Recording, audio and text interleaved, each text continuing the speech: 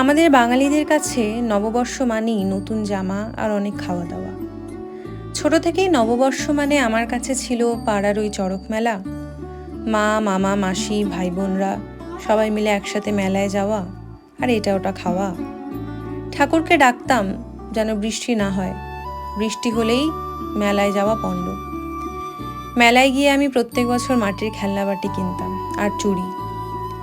তো ধীরে ধীরে বয়স বাড়ার সাথে সাথে ব্যস্ততার দরুন ওই ছোটবেলার মতো উত্তেজনাটা যেন কমে গেল। আর কখন এতটা বড় হয়ে গেলাম বুঝতেই পারিনি।